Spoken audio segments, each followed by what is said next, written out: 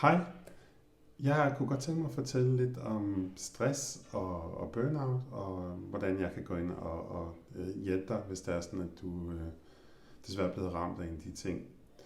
Jeg kan fortælle, at jeg selv har været igennem et stressforløb for nogle år siden, og også inden for nærmere tid haft det, der hedder et burnout. Det er meget vigtigt, at man kender forskellen på de to, fordi stress er noget, som er mere kortvarigt, hvor et burnout er noget, som man kan arbejde med i mange år, så faktisk kan påvirke en negativt. Og burnouten kommer egentlig, fordi man har haft den her stress, eller har været dårlig til at sige nej i for lang tid, og egentlig undertrykt sig selv på arbejdspladsen, ud fra hvad man egentlig har lyst til at lave.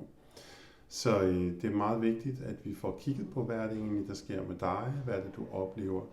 Det, der er vigtigt, det er, når man har sådan noget, det er at få italesat det. Det er vigtigt at få snakket om det. Det er vigtigt at føle sig tryg og have et sted, hvor man kan sige tingene højt. Og jeg har arbejdet i internationale virksomheder i mere end 22 år, og kan være en ret stærk sparringspartner til dig i, hvad der sker, og hvordan kommer du videre. Måske også kigge på, men hvad er det egentlig, der motiverer dig?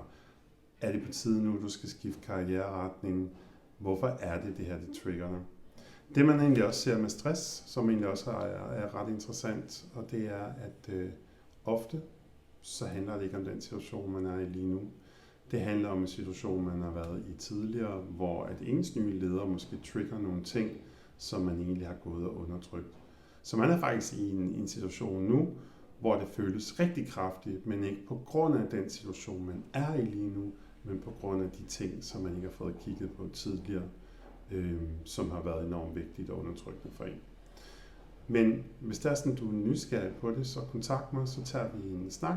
Det er 30 minutter, helt uforpligtende, hvor jeg lige stiller nogle spørgsmål, finder ud af, hvad du gerne vil, kan give dig nogle råd og tips, og så laver vi et forløb der, hvis det er sådan, at det er det, du har lyst til. Men meget vigtigt er, at du får fat i nogen, hvor du kan få snakket med om, hvad der du føler, hvad det er, du fornemmer, og hvad det er, du oplever.